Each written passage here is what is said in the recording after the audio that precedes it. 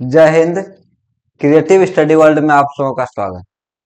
तो आज हम लोग इंडियन सिविलाइजेशन एंड कल्चर को यानी समाप्त करने जा रहे हैं और आज तीसरा क्लास है इंडियन सिविलाइजेशन एंड कल्चर का।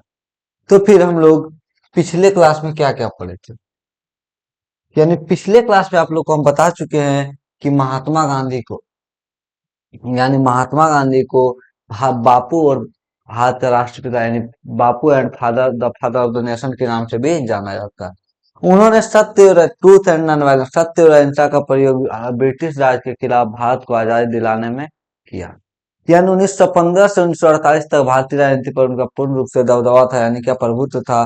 और अंततः 30 जनवरी 1948 को एक सनकी के हाथों उनकी मृत्यु हो गई। फिर बताया कि उनके आत्मकथा माय एक्सपेरिमेंट विथ ट्रूथ और इन्होंने यंग इंडिया नामक पत्रिका के लिए कई लेख लिखे। और इस कहानी में यानी इंडियन सिविलाइजेशन एंड कल्चर में महात्मा गांधी भारतीय सभ्यता और संस्कृति के बारे में वर्णन करते हैं या चर्चा करते हैं। फिर हम लोग बताए थे आपको कि महात्मा गांधी कहते हैं कि मेरा मानना है कि भारत ने जो सभ्यता विकसित किया है उसे दुनिया में कोई पराजित नहीं कर सकते, यानी दुनिया में भारत के ऐसा किसी और सभ्यता नहीं है।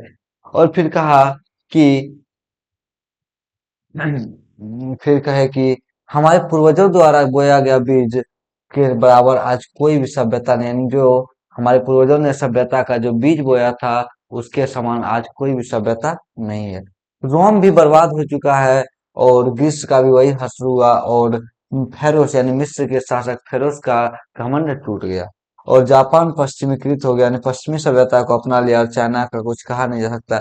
लेकिन भारत आज भी वैसा का वैसा ही है जिस प्रकार पहले क्या था, यानी प्राचीन समय में भारत का सभ्यता था। तो हम लोग ज्यादा डीप नहीं जा रहे हैं क्योंकि अभी बहुत सारा कुछ हम लोग पढ़ चुके थे। अब आगे बढ़ते हैं।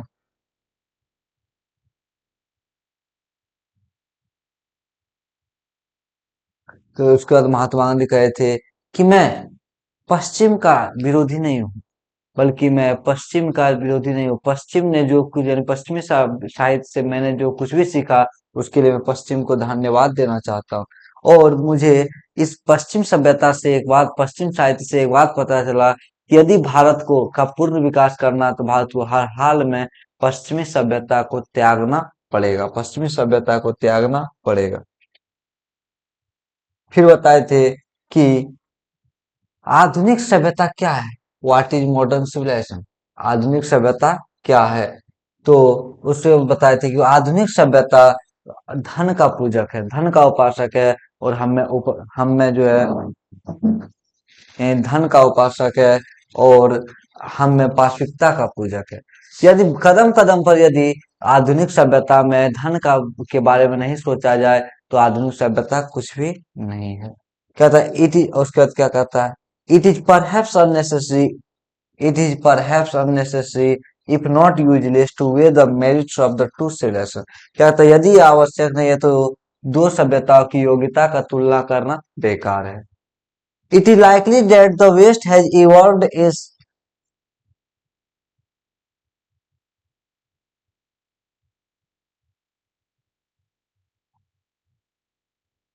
क्या कहते हैं, it is perhaps unnecessary if not useless to weigh the merits of two civilization। क्या कहते हैं, दो सभ्यता का तुलना करना बेकार है। फिर क्या कहते हैं, it is likely that west has evolved a civilisation suited to its climate and surroundings. ठीक उसी प्रकार जिस तरह पश्चिम ने एक सभ्यता का विकसित किया जो उसके परिवेश और उसके वातावरण के हिसाब से सही है। And similarly we have a civilisation suited to our conditions and both are good in their own respective space. ठीक उसी प्रकार हमारे पास भी एक सभ्यता है जो जो हमारे वातावरण से हिसाब से हमारे परिस्थितियों के हिसाब से सही है। और दोनों अपने अपने स्थान पर बिल्कुल सही है, दोनों बिल्कुल अपने अपने स्थान पर दोनों बिल्कुल सही है। कौन कहते हैं, महात्मा गांधी। अब इसके आगे, the distinguishing characteristic of modern civilisation is an indefinite multiplicity of human wants. क्या कहते हैं, आधुनिक सभ्यता का विशिष्ट गुण, डिस्टिंग्विशिंग मतलब था विशिष्ट। आधुनिक सभ्यता का विशिष्ट गुण मानव इच्छाओं का, यानी मानव का अनंत इच्छा है। यानी आधुनिक सभ्यता में मानव की इच्छाएं अनंत होती है। मतलब इंडिफिनिट मल्टीप्लिसिटी यानी अनंत, जिसके कोई क्या है, अंत नहीं है। ह्यूमन वांट्स मानव की इच्छाएं अनंत होती है। The characteristic of ancient civilisation is an imperative restriction upon and a strict regulating of this wants. जबकि इसके विपरीत प्राचीन सभ्यता जबकि इसके विपरीत प्राचीन सभ्यता का विशिष्ट गुण या गुण अपनी इच्छाओं पर अनिवार्य रूप से प्रतिबंध, यानी अपनी इम्पेरेटिव मतलब अनिवार्य, और रिस्ट्रिक्शन मतलब प्रतिबंध। जबकि उसके विपरीत प्राचीन सभ्यता का गुण अपने इच्छाओं पर अनिवार्य रूप से प्रतिबंध और उनका देखरेख करना होता है। क्या बताए, क्वेश्चन पूछता what is the distinguishing characteristic of modern civilization. तो लिस्ट क्या है, modern civilization multiplicity of human wants, यानी different multiplicity of human wants, यानी मानव इच्छाओं का अनंत गुणन। जबकि वहीं उसके विपरीत प्राचीन सभ्यता का विशिष्ट गुण मानव इच्छाओं पर अनिवार्य रूप से नियंत्रण और उसका देखरेख होता है। इन इच्छाओं पर प्रतिबंध, उस इच्छाओं को नियमित रूप से देखना होता है। The modern or Western insatiableness arises really from want of living faith in future state and therefore also in divinity। क्या था द मॉडर्न और वेस्टर्न, क्या था पश्चिमी और आधुनिक सभ्यता की अतृप्ति, यानी असंतोष, अतृप्ति या असंतोष, अतृप्ति या असंतोष जो है कि भगवान में और भगवान में और भविष्य में, यानी भविष्य में मतलब कहने का अर्थ है अपने आप में, भविष्य में विश्वास की कमी से उत्पन्न होता है।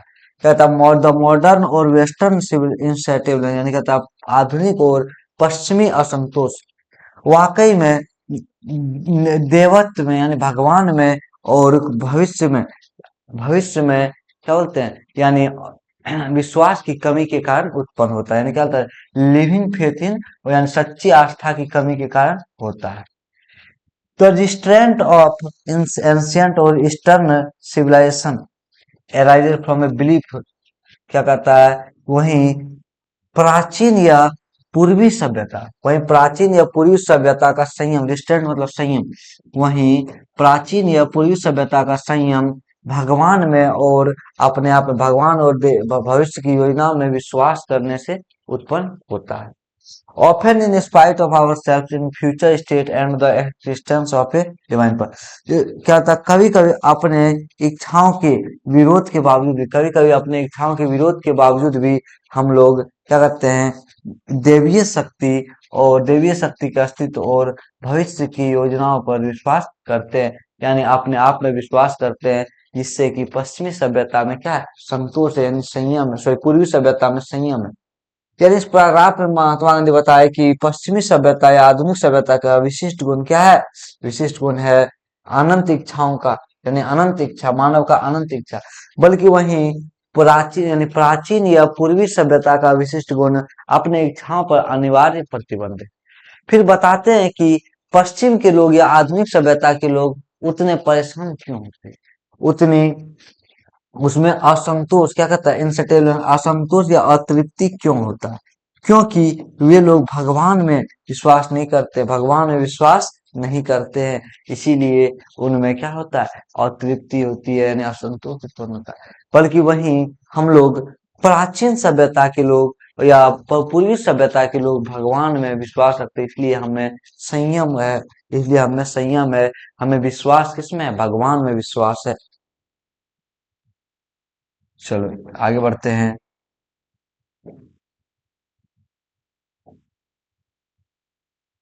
आगे देखिए क्या था, some of the immediate and brilliant results of modern inventions are to resist.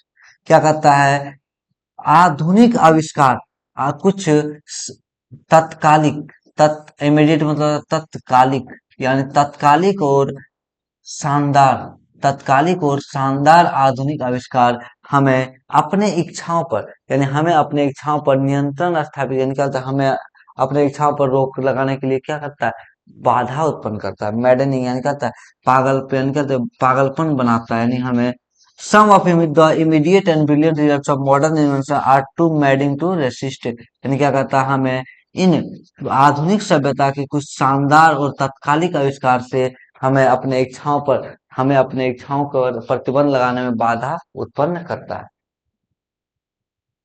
But I have no manner of doubt that the victory of man lies in that resistance. क्या था, बट लेकिन आई हैव नो मैनर, उसमें मुझे कोई संदेह, no manner of doubt, इसमें मुझे कोई संदेह नहीं है कि मानव का, द विक्ट्री ऑफ मैन, मानव का वास्तविक विजय अपने इच्छाओं के प्रतिबंध में ही निहित है, अपने इच्छाओं के प्रतिबंध में ही निहित है। यानी महात्मा गांधी कहते हैं कि पश्चिम ने यानी आधुनिक आविष्कार के तात्कालिक और शानदार आविष्कार से हमें अपनी इच्छाओं पर प्रतिबंध लगाने में समस्याएं होती है। हम लोग अपनी इच्छाओं पर प्रतिबंध नहीं लगा सकते। लेकिन इसमें मुझे कोई संदेह नहीं है कि मानव का वास्तविक विजय अपनी इच्छाओं या विक्ट्री मतलब क्या था, विजय, मानव का वास्तविक विजय अपनी इच्छाओं के प्रतिबंध में ही है। अगला पॉइंट कहते हैं, we are in danger of bartering away the permanent good for a momentary pleasure. Momentary मतलब होता है क्षणिक, मोमेंट्री मतलब होता है क्षणिक। क्या कहते हैं महात्मा गांधी, हम अपने क्षणिक सुख के लिए, क्षणिक प्लेजर मतलब होता है सुख, हम अपने क्षणिक सुख के लिए परमानेंट यानी कहते हैं अस्थाई वस्तु को बदलने के कारण, किसमें हम लोग अपने क्षणिक सुख के लिए परमानेंट यानी अस्थाई वस्तु को बदलने के कारण क्या है, खतरे में, डेंजर मतलब खतरे में है, बाटरी मतलब बदलना, क्या था, हम लोग अपने क्षणिक सुख के लिए अपना परमानेंट यानी अस्थाई वस्तु को बदलने के कारण खतरे में। कैसे खतरे में,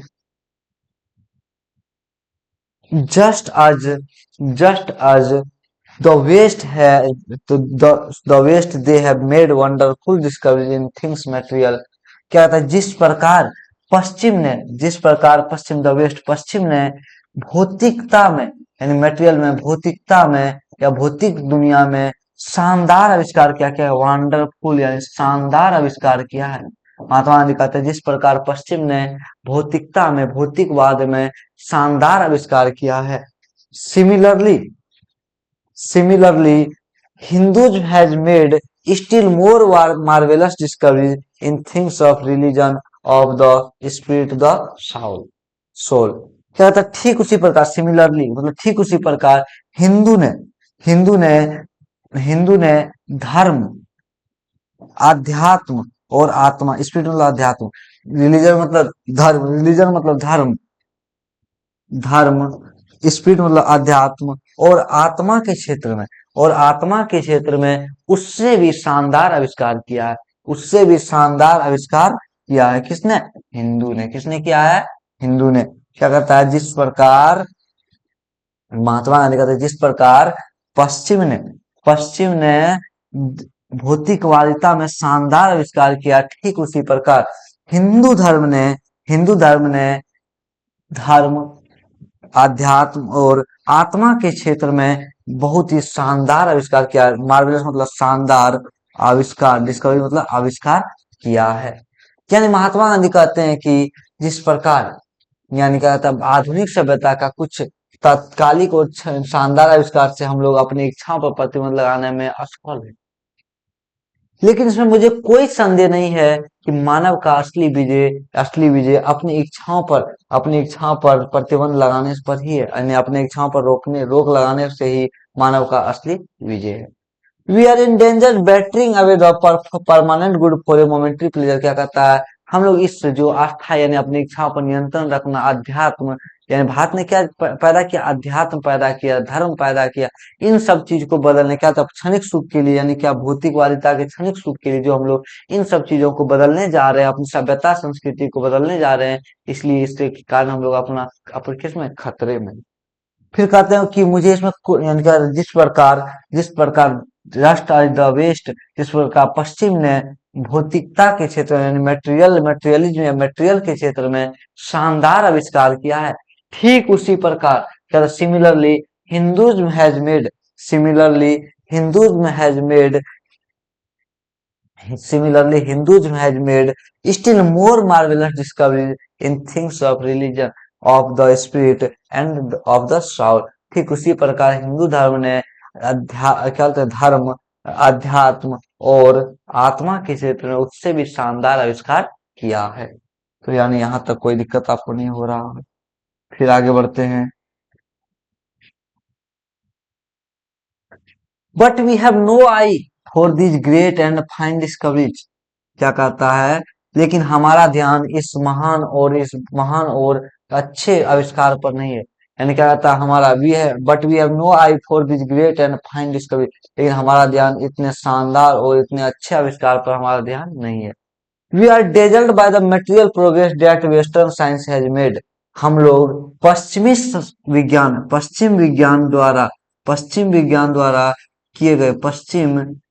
द्वारा किए गए भौतिक भौतिक प्रगति से क्या है, भौतिक मटेरियल मतलब भौतिक, प्रोग्रेस मतलब प्रगति, भौतिक प्रगति से क्या है, चकित हैं। चकित मतलब क्या होता है, चकित है यानी क्या, रे बाप, हमारे पास जो इतना बड़ा बड़ा चीज, इतना महान चीज, इतना शानदार चीज है, अध्यात्म है, धर्म है, ज्ञान है, आत्मा है, परमात्मा है, इन सब चीजों पर जो हिंदू धर्म ने क्या किया, आविष्कार किया, इन सब चीजों पर हमारा ध्यान नहीं है। हमारा ध्यान किस पे है, जो पश्चिमी विज्ञान ने भौतिक के क्षेत्र यानी भौतिकता के क्षेत्र में जो प्रगति किया उस पर उससे हम क्या है, चकित है, उससे हम चकित है। यानी अपने पास कुछ भी हो उससे हम कोई मतलब नहीं, लेकिन पड़ोसी के पास अगर एक अच्छा सा कार आ गया या फिर कोई चीज अच्छा कपड़ा हो गया या पड़ोसी के यहाँ एक अच्छा सा पार्टी हो गया, उससे हमको समस्या हो जाती है। लेकिन हमारे पास बढ़िया बढ़िया घर है, द्वार है या फिर जो भी कुछ है, हमारे पास ज्ञान है, उस पर हम ध्यान नहीं, यानी हम दूसरों को देखकर क्या होते हैं, असंतुष्ट होते हैं, दुखी होते हैं। ये बिल्कुल गलत बात है। वही बात महात्मा गांधी कहते हैं कि हमारे पास इतना शानदार शानदार चीज है, इसको देखकर यानी इन शानदार आविष्कारों पर हमारा ध्यान नहीं है, बल्कि पश्चिमी विज्ञान द्वारा किए गए भौतिक प्रगति से हम लोग क्या है, चकित है। I am not enamoured of that progress. क्या कहता है, मैं उन प्रगति का विरोधी नहीं हूँ। इनोमर्ड मतलब क्या, विरोधी। कहता मैं जो पश्चिम ने प्रगति किया है उसका मैं विरोधी बिल्कुल भी नहीं हूँ। In fact, it almost seems as though God in his wisdom has prevented India from progressing along those lines. क्या कहता है, लेकिन वास्तव में मुझे it almost seems as मुझे ऐसा लगता है, क्या कहता है, seems मतलब होता है लगना या प्रतीत होना, लेकिन मुझे वास्तव में ऐसा प्रतीत होता है कि था गॉड इन हिज विजडम, भगवान ने अपने बुद्धि से भारत को उन प्रगति से दूर रखा, यानी क्या बोलते हैं, भौतिकता की प्रगति से दूर रखा। क्यों दूर रखा, so that it might fulfil it's special mission of resisting the onerous of materialism. ताकि मटेरियल मतलब भौतिकवाद, ताकि भगवान इस भौतिकवादिता के लहर को यानी जो पूरी दुनिया में भौतिकता फैल रहा है, अध्यात्म गायब हो रहा है, ध्यान गायब हो रहा है, इन सभी अध्यात्म या कहते हैं, इन भारत भौतिकता के लहर को भारत क्या कर सके, रोक सके। भारत क्या कर सके, रोक सके। यानी क्या कहा गया, but we have no eye on this great fine discoveries. यानी कहता है ग्रेट एंड, हमारा ध्यान उस महान और अच्छे आविष्कार पर नहीं है, बल्कि पश्चिमी विज्ञान द्वारा किए गए कुछ शानदार आविष्कार से क्या कहते हैं कि आविष्कार से हम चकित हैं। फिर महात्मा गांधी कहते हैं कि मैं उन आविष्कारों, उन प्रगति का विरोधी नहीं हूँ, लेकिन वास्तव में मुझे ऐसा लगता है, in fact it almost seems as though God in his wisdom, भगवान ने जानबूझकर, his wisdom has prevented India from progressing along those lines. कहता है भगवान ने जानबूझकर भारत को उस दिशा में यानी कि भौतिकता की दिशा में प्रगति करने से रोका है।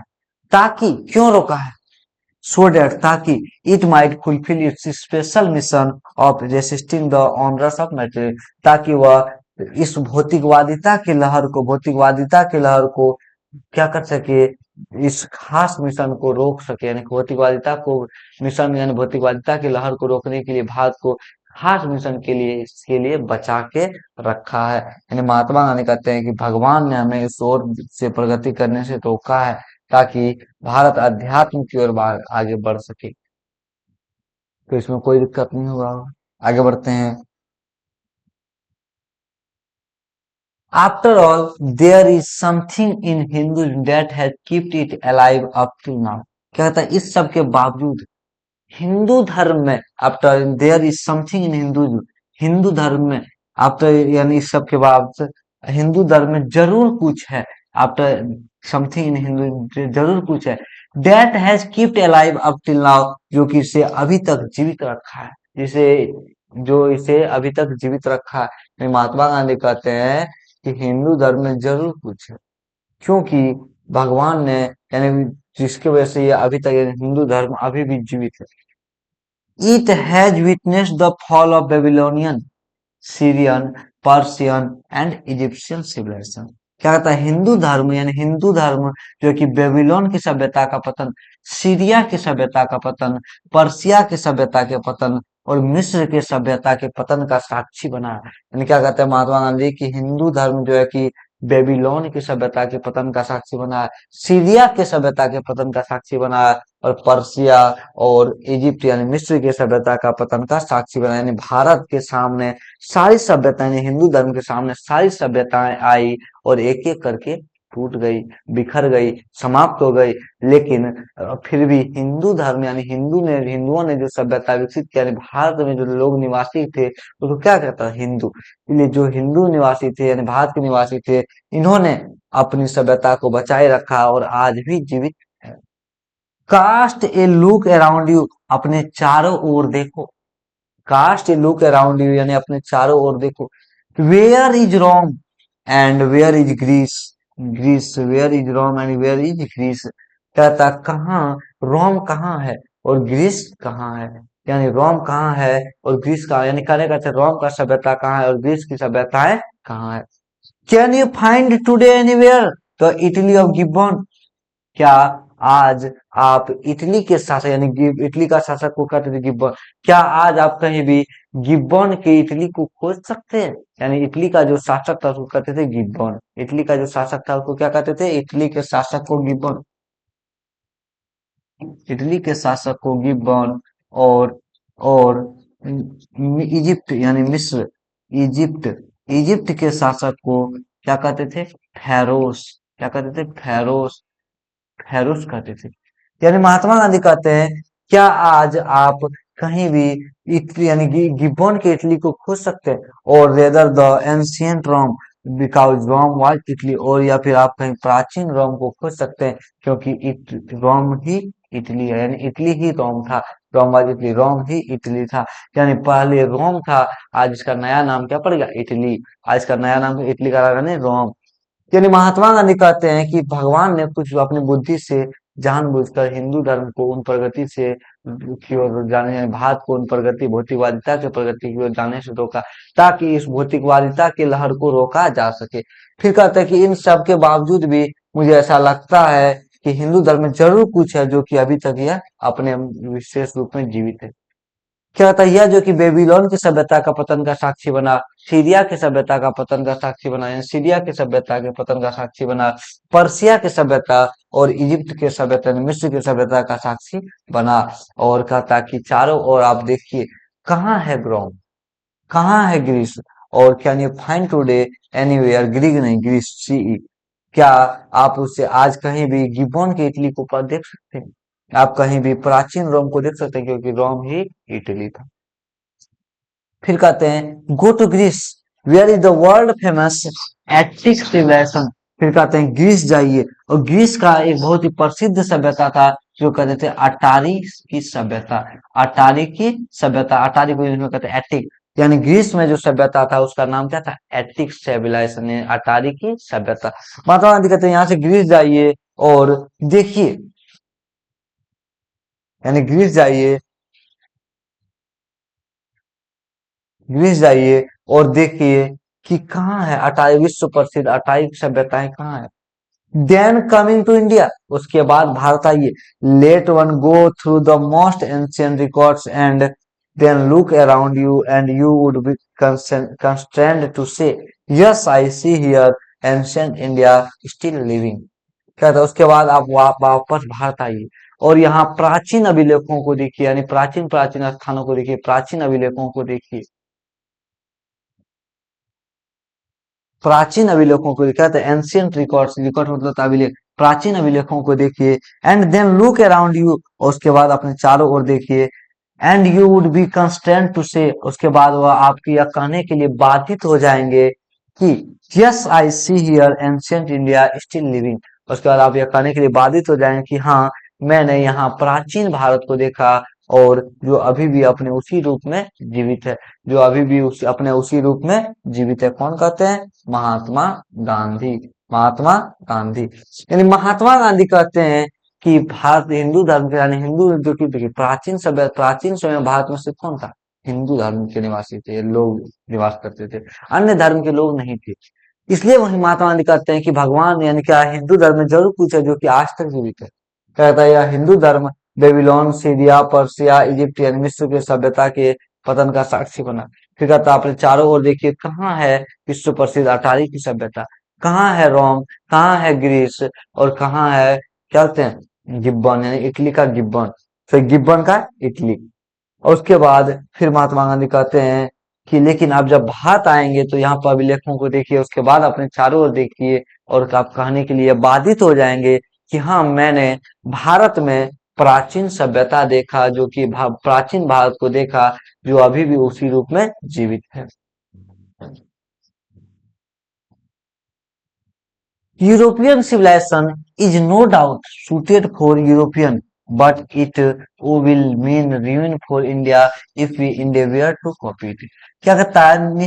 यूरोपियन सभ्यता, यानी यूरोप की सभ्यता, इसमें कोई संदेह, नो डाउट, इसमें कोई संदेह नहीं है कि यूरोपीय लोगों के लिए यूरोप की सभ्यता बिल्कुल सही है, उसके परिवेश के हिसाब से उसके लिए बिल्कुल सही है। बट लेकिन it will mean ruin for India if we endeavor to copy it. लेकिन अगर यदि, endeavor मतलब था प्रयास, लेकिन लेकिन अगर यदि भारत उस सभ्यता को नकल करने, उस सभ्यता का नकल करने का कोशिश करेगा, प्रयास करेगा, तो वह भारत के लिए बर्बादी होगा। भारत के लिए क्या होगा? बर्बादी होगा। यानी अगर यदि यूरोपीय सभ्यता को भारत के लोग कॉपी करेंगे तो भारत के लिए क्या हो जाएगा? बर्बादी हो जाएगा। क्यों बर्बादी हो जाएगा, ये बताइए, देखते हैं। This is not to say that we may not adopt and assimilate what ever may be good and capable of assimilation by us. मतलब माता गांधी कहते हैं कि मैं ऐसा नहीं कर रहा हूं कि उन चीजों को अपनाना नहीं है जो अपनाने योग्य है। क्या कहता है? It is this is not to say that we may not adopt and assimilate what ever may be good and capable of assimilation by us. कहते माता गांधी कहते ऐसा नहीं है कि हमें उन चीजों को आत्मसात या अपनाना नहीं चाहिए जो अपनाने के योग्य है, जो अच्छी और अपनाने के योग्य है, उससे हम लोग को अपनाना चाहिए, लेकिन पूरा का पूरा सभ्यता को नकल कॉपी नहीं करना चाहिए, जिससे, क्योंकि ये भारत के लिए बर्बादी हो जाएगा। आगे देख क्या कहता है। आज it does not also mean that even the European will not have to part with what ever evil might have crept into it. लेकिन कहता है कि मैं ऐसा भी नहीं कर रहा हूँ कि यूरोपीय सभ्यता में जो यूरोपीय सभ्यता में जो बुराई शामिल हो गया, कहता आज it does not also mean that even the European will not have part, part मतलब था अलग होना, पार्ट मतलब अलग होना, with what ever evil might have crept into it. कहता है ऐसा नहीं है, ऐसा नहीं है, इसका अर्थ ऐसा नहीं है, यह नहीं है कि यूरोपीय लोग को, यूरोपीय यूरोपीय सभ्यता में जो बुराई शामिल हो गया, यूरोपीय सभ्यता में evil might have crept into it, यानी यूरोपीय सभ्यता में जो बुराई शामिल हो गया, उससे यूरोप वासियों को अलग नहीं होना पड़ेगा, ऐसा बिल्कुल बात नहीं है। यानी यूरोप लोगों को भी, यूरोपीय लोगों को भी अगर बचना है तो उनकी सभ्यता संस्कृति में जो बुराइयां शामिल हो गई है, उसे उसको छोड़ना पड़ेगा, जिससे कि उसका कुछ विकास हो सके। यानी उन सभ्यताओं को, उन चीजों को, उससे उसको क्या करना पड़ेगा? छोड़ना पड़ेगा। किसे छोड़ना पड़ेगा? यानी यूरोप के लोगों को, यानी उन बुराइयों को समाप्त करना पड़ेगा। यानी महात्मा गांधी कहे कि भारत ने जो सभ्यता विकसित किया भारत के हिसाब से बिल्कुल सही है, और पश्चिम ने जो सभ्यता विकसित किया वो पश्चिम के हिसाब से बिल्कुल सही है। इसलिए हमें उसकी सभ्यता को कॉपी या नकल करने का प्रयास नहीं करना चाहिए। और कहा कि ऐसा नहीं है कि हमें उसका कुछ अपनाना चाहिए, जो हमारे लिए उपयोगी है, जो हमारे लिए अच्छा है और अपनाने योग्य है, उससे हमको अपनाना भी चाहिए। कौन कह रहे हैं? महात्मा गांधी। और कह रहे हैं ऐसा नहीं है कि यूरोप के लोगों ने कि वो सभ्यता में, यूरोपीय सभ्यता में जो बुराई है उससे उसको अलग नहीं होना पड़ेगा, उसे उससे अलग होना पड़ेगा, जिससे कि उससे कोई दिक्कत ना हो। फिर आगे,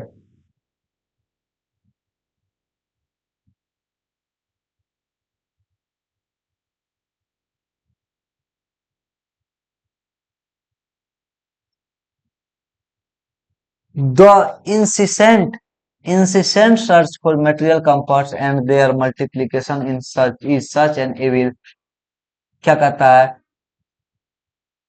द इंसिसेंट सर्च, इंसिसेंट मतलब लगातार, सर्च फॉर मटेरियल कंफर्ट्स, क्या कहता है, लगातार भौतिकवादिता और भौतिकता का खोज, यानी कहता है भौतिक, भौतिक आराम, मटेरियल कंफर्ट यानी भौतिक आराम, यानी घर में बैठे बैठे सो के मोबाइल चलाना, ये क्या हो गया, भौतिक आराम, यानी शारीरिक आराम।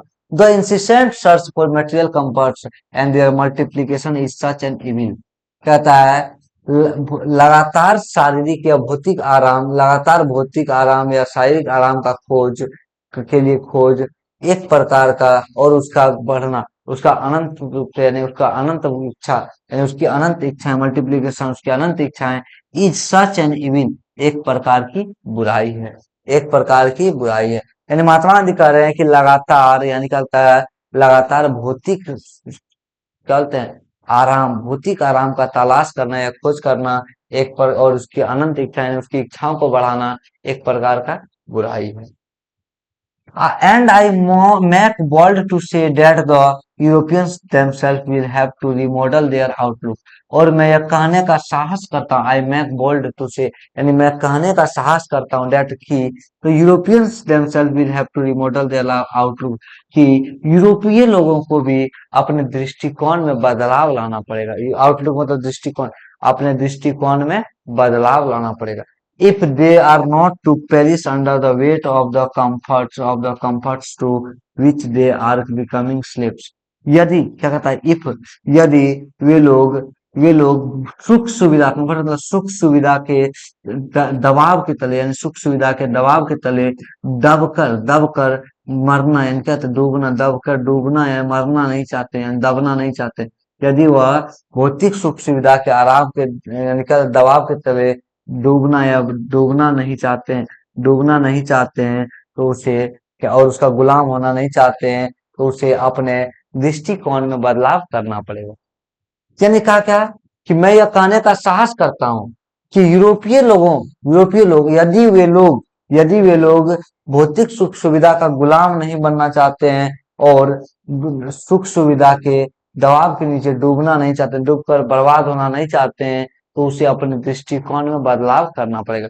क्या बदलाव करना पड़ेगा, कि निरंतर भौतिक सुख सुविधा का कोई, आज कोई शारीरिक काम नहीं करना है, केवल सोना, खाना, मोबाइल चलाना, या फिर और भी, यानी कहीं भी जाना है तो पैदल नहीं चलना, कार से चलना, कहीं भी जाना हो तो हवाई जहाज का उपयोग करना। तो ये सब चीज, क्या कर रहे हैं महात्मा गांधी, कि इन सब चीजों से, यानी भौतिक सुविधाओं से डूब कर नहीं मरना है, तो पश्चिम सभ्यता के लोग, यानी यूरोप के लोगों को अपने दृष्टिकोण में बदलाव करना पड़ेगा। It may be that it may be that it may be that my reading is wrong, हो सकता है कि मेरा कहना आज गलत हो, but I know that for India to run after the golden fleece is to cut forth certain death, क्या हो सकता है कि मेरा उन सभी के लिए कुछ कहना, ये सारी बातें कहना गलत हो, लेकिन मैं ये बात जानता हूँ, यदि भारत, यानी गोल्डन फिश मतलब होता है सुनहरी मछली, यानी जिसमें सुनहरी मछली का देखिए चाहत होता है कि हमको एक सोने वाला मछली मिल जाए, जिससे हमको कोई बैठे घर बैठे बैठे सारा कुछ मिल जाए, और खाने पीने को मिल जाए, यानी उसी को बेचकर, यानी क्या कहता है, इट में, क्या कहता है, आज मैंने उसके लिए कहा, but I know that for India to run after the golden fish is to court certain death, लेकिन मैं यह बात जानता हूँ कि भारत का गोल्डन फिश यानी सुनहरी मछली के पीछे भागना, निश्चित मृत्यु को आमंत्रित करना, निश्चित मृत्यु, यानी क्या होता है, भारतीयों का उस सुनहरी मछली के पीछे भागना, निश्चित मृत्यु को आमंत्रित करना, निश्चित मृत्यु मतलब क्या, उनका मृत्यु निश्चित हो जाएगा, भारतीय सभ्यता बर्बाद हो जाएगा, भारत के लोग बर्बाद हो जाएंगे। Let us engrave on our hearts the motto of a western philosopher, western यानी वेस्टर्न मतलब पश्चिमी, पश्चिमी फिलोसफर मतलब दार्शनिक, फिलोसफर मतलब दार्शनिक, क्या कहता है, महात्मा गांधी कहते हैं, let us engrave on our hearts the motto of a western philosopher. कहता आइए हम सब अपने दिल पर एक पश्चिमी दार्शनिक के पश्चिमी दार्शनिक के सिद्धांत, मोटो मतलब सिद्धांत को दिल पर गूंथते हैं, या क्या कहते हैं, मन ही मन दोहराते हैं। Plane living and high thinking, यानी सादा रहन सहन और उच्च विचार। प्लेन लिविंग, सादा रहन सहन और उच्च विचार। यानी महात्मा गांधी कहते हैं कि आइए हम लोग एक पश्चिमी दार्शनिक के एक विचार को अपने दिल पर गढ़ते हैं, अपने दिल पर अपनाते हैं, अपने आप में अपनाते हैं। Plane living and high thinking, plane living and high thinking, यानी सादा रहन सहन और उच्च विचार, सादा रहन सहन और उच्च विचार। इससे क्या होगा, आगे देखते हैं। यानी महात्मा गांधी ने कहा कि हमें हमें सादा रहन सहन रखना है, अच्छा रहन सहन रखना है, लेकिन विचार उच्च रखना है। विचार कैसा रखना, उच्च रखना है। यानी महात्मा गांधी ने, यानी plane living and high thinking किस कहाँ के दार्शनिक का विचार है, पश्चिमी दार्शनिक का विचार है। पश्चिमी दार्शनिक का क्या है जी, विचार है, पश्चिमी दार्शनिक का विचार है। फिर आगे बढ़ते हैं हम लोग। Civilization in the real sense of the term consists not in the multiplication but into deliberate and voluntary restriction of funds। कहता है, सभ्यता का वास्तविक अर्थ, रियल सेंस यानी वास्तविक अर्थ, वास्तविक अर्थ, सभ्यता का वास्तविक अर्थ हमारे अनंत इच्छाओं पर नहीं है। यानी कहता है हमारे अनंत इच्छा नहीं है, बल्कि उन इच्छाओं पर जानबूझकर, डिलिबरेट मतलब जानबूझकर, जानबूझकर और स्वेच्छा से प्रतिबंध लगाना है। यानी महात्मा गांधी पहले भी बता चुके हैं, सभ्यता का अर्थ है वह है जो हमें कर्तव्य पथ पर लगा दे, और गुजराती में सभ्यता का अर्थ क्या होता है, अच्छा व्यवहार। फिर यहाँ महात्मा गांधी कहते हैं कि सभ्यता का वास्तविक अर्थ आप अनंत इच्छाओं में, यानी क्या कहता है, अनंत इच्छाओं पर में नहीं है, बल्कि सभ्यता का वास्तविक अर्थ जानबूझकर अपनी इच्छाओं पर प्रतिबंध, जानबूझकर स्वेच्छा से अपनी इच्छाओं पर प्रतिबंध लगाना है, जानबूझकर अपनी इच्छाओं पर और स्वेच्छा पर से प्रतिबंध लगाना है। This alone increases and promotes contentment, real happiness and capacity for service। कहता है केवल यही चीज है, यानी अपनी इच्छाओं पर प्रतिबंध, केवल यही चीज है जो कि संतुष्टि, कंटेंटमेंट मतलब संतुष्टि, संतुष्टि, वास्तविक खुशी, वास्तविक यानी रियल हैप्पीनेस, वास्तविक खुशी और सेवा की क्षमता क्या करता है, उत्पन्न करता है, सेवा की क्षमता उत्पन्न करता है। यानी महात्मा गांधी ने बताया कि केवल यानी सभ्यता ही है जो कि मानव को, यानी अच्छी सभ्यता ही है जो मानव में क्या बोलते हैं, संतुष्टि, वास्तविक खुशी और सेवा की क्षमता को बढ़ाता है, सेवा की क्षमता को बढ़ाता है। यानी इस पैराग्राफ में हम लोग जाने कि सभ्यता का वास्तविक अर्थ अपनी इच्छाओं को लगातार बढ़ाना नहीं है, अपनी अनंत इच्छाओं को बढ़ाकर उसको पूरा करना नहीं है, बल्कि अपनी इच्छाओं पर जानबूझकर और स्वेच्छा से प्रतिबंध लगाना है, जिससे कि हमें, यानी केवल यही चीज है जो कि हमें संतुष्टि, वास्तविक खुशी और सेवा की भावना, यानी क्या, सेवा की क्षमता देता है।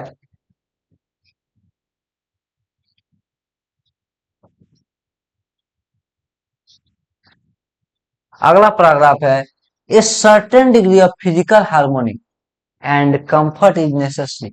क्या कहता है, ए सर्टेन डिग्री, एक निश्चित सीमा तक, सर्टेन मतलब निश्चित, डिग्री मतलब सीमा, एक निश्चित सीमा तक शारीरिक आराम और सुख सुविधा, हार्मोनी मतलब आराम, हार्मोनी मतलब आराम, शारीरिक आराम और सुख सुविधा आवश्यक है। यानी क्या कहता है, महात्मा गांधी कहते हैं कि एक निश्चित अवस्था तक, एक निश्चित सीमा तक शारीरिक आराम और सुख सुविधा आवश्यक है। But above a certain level it becomes a hindrance instead of help। But above a certain level it becomes a hindrance instead of help। लेकिन एक निश्चित सीमा से अधिक, या यानी क्या, सुख सुविधा, एक निश्चित सीमा से अधिक सुख सुविधा और आराम मदद करने के बजाय, इंस्टेड मतलब बजाय या अलावा, मदद करने के बजाय बाधक हो जाता है। क्या बन जाता है, बाधा उत्पन्न करता है या बाधक हो जाता है। यानी महात्मा गांधी कहते हैं कि एक निश्चित सीमा तक सुख सुविधा और आराम आवश्यक है, लेकिन जब कोई चीज एक सीमा के बाद बढ़ जाता, अधिक हो जाता है, तो उससे हमारे सेवा में, हमारी क्षमता में बाधा उत्पन्न होता है। देखिए, पानी आवश्यक है, हमें जीवन जीने के लिए पानी आवश्यक है। लेकिन अगर दे पूरे घर में, गांव में ही पूरा पानी भर जाए तो उसको कहते हैं बाढ़, और वह जीवन जीने में क्या करता है, बाधा उत्पन्न करता है। यानी किसी भी चीज का अति जो है वो अंत का कारण बनता है। यदि आपका अहंकार अति हो गया, आपका आत्मविश्वास अति, अति मतलब बहुत अधिक, आपके पास कोई चीज अति हो गया, समझ जाइए आपका अंत आरंभ है। यानी अति नहीं होना चाहिए, एक निश्चित सीमा तक हर एक चीज यानी जीवन में बैलेंस बना के रखना चाहिए। वही महात्मा गांधी कह रहे हैं कि जीवन में एक निश्चित मात्रा में सुख सुविधा चाहिए, लेकिन अगर ये एक निश्चित मात्रा से सुख सुविधा यदि बढ़ जाता है तो ये सेवा करने यानी कल सेवा के मदद करने के बजाय क्या करता है, ये बाधा उत्पन्न करता है। Therefore, the ideal of creating an unlimited number of wants and satisfying them seems to be a delusion and snare। कहता है इसीलिए, क्या कहते हैं महात्मा गांधी, इसीलिए इसलिए अनंत मात्रा में अपनी इच्छाओं के आदर्श को बनाना, अपने क्या था, इसलिए the ideal of creating unlimited number of wants and satisfying them seems to be a delusion. कहते इसीलिए एक अनंत मात्रा में अपनी इच्छाओं के आदर्श को बनाना और उसे पूरा करना, सेटिस्फाई मतलब उसे पूरा करना, संतुष्ट करना, एक प्रकार का भ्रम और जाल है। स्नेह मतलब जाल, एक प्रकार का भ्रम और जाल है। यानी अगर आपको ऐसा लग रहा है कि आज 5 मिनट मोबाइल देख लें या 2 घंटा मोबाइल देख लें, अच्छा 2 घंटा बाद बंद कर देंगे, 2 घंटा बाद बंद कर दिए, पढ़ने में बैठे आप 5 मिनट के बाद, अच्छा एक रील दोस्त भेज दिया देख लें, आप रील देखे और रील देखते थे, एगो और पता चला, ऐसे करते करते आपका 10 मिनट, 15 मिनट, कभी कभी तो 1.5 घंटा, कभी कभी 2 घंटा खा जाता है। यानी महात्मा गांधी कहते हैं कि सब चीज आवश्यक है, लेकिन एक निश्चित मात्रा से अगर ऊपर हो तो वह बाधा उत्पन्न करेगा। फिर कहते हैं कि इसलिए क्या कहता है, इसलिए कि अनंत इच्छाओं को बनाना, सृजित करना, अनंत इच्छाओं को के आदर्श को बनाना, अनंत इच्छाओं को बनाना और उसे पूरा करना एक प्रकार का भ्रम और जाल है। भ्रम यही है कि अब नहीं होगा, अब नहीं होगा, ये जाल है। The satisfaction of one's physical needs, even the intellectual needs of one's narrow self, must meet at a certain point a dead stop। क्या कहता है, किसी भी व्यक्ति की शारीरिक आवश्यकता और बौद्धिक आवश्यकता, कहता है the satisfaction of one's physical needs एवं the intellectual needs of one's narrow self must meet at certain point at a dead point. कहता है किसी भी व्यक्ति की एक शारीरिक आवश्यकता और बौद्धिक आवश्यकता की संकीर्णता, यानी बौद्धिक आवश्यकता की संकीर्णता, यानी बौद्धिक आवश्यकता एक निश्चित बिंदु, must meet at a certain point of a dead stop, एक निश्चित बिंदु पर आकर समाप्त हो जानी चाहिए।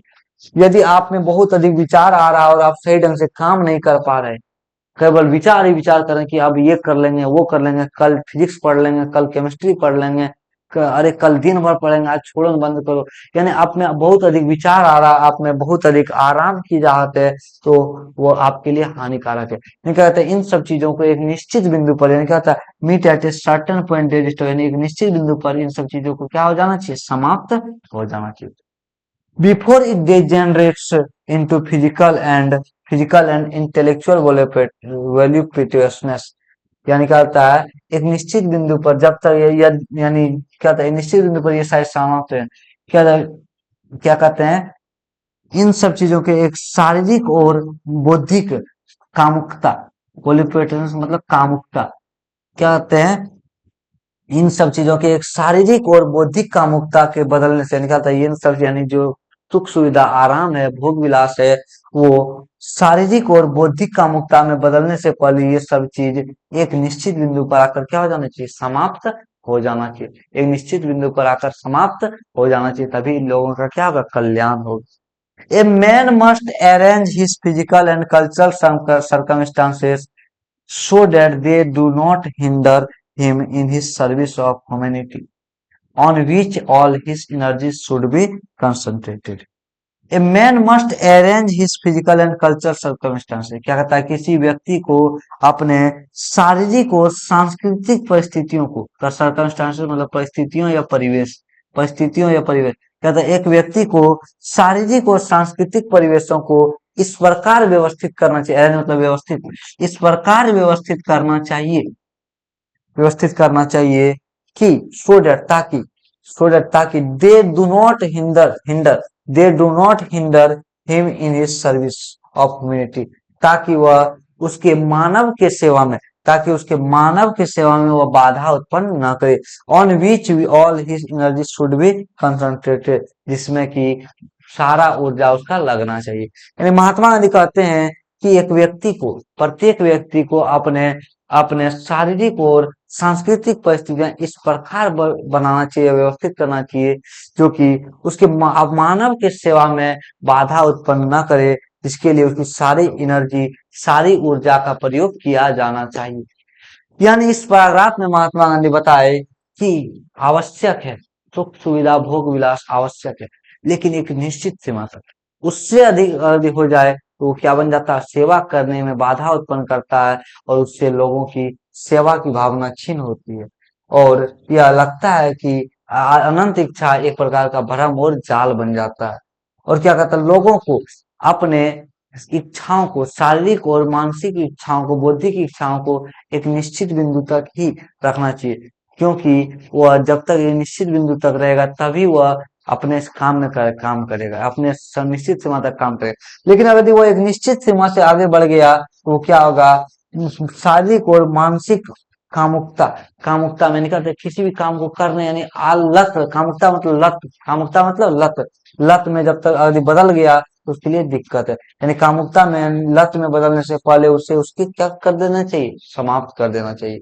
और क्या था, आदमी को अपने शारीरिक, सांस्कृतिक और सामाजिक परिस्थितियां इस प्रकार करना चाहिए जिससे कि उसका सेवा करने, मानव की सेवा में उसका मन लगा रहे, उसमें कोई बाधा उत्पन्न ना हो।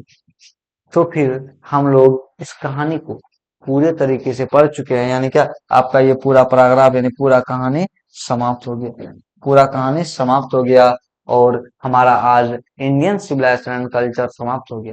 और जैसा कि आप सबों को पता है कि छठ पूजा आ चुका है, तो छठ पूजा की वजह से हमारा क्लास अब, जब तक छठ यानी क्या बोलते हैं, जब तक लास्ट अर्घ ना हो जाए उस दिन खरना तक, हमारा छठ पूजा तक मेरा क्लास बंद रहेगा, क्योंकि छठ पूजा में बहुत अधिक व्यस्तता हो जाती है, और बिहार वासियों के लिए बहुत ही बड़ा पर्व है, यानी लोक आस्था का पर्व छठ है। और कल लाखों बिहारी, बाकी लाखों उत्तर प्रदेश के लोग बाहर से काम धंधा छोड़ के अपने घर को आते हैं। तो कल से हमारा काम जो है छठ पूजा में ही लगेगा, घाट को बनाना और सभी चीजों में लगेगा। और आपको इस शो का वीडियो वगैरह तो शॉर्ट में मिलता रहेगा कि किस तरह हम लोगों ने घाट को है।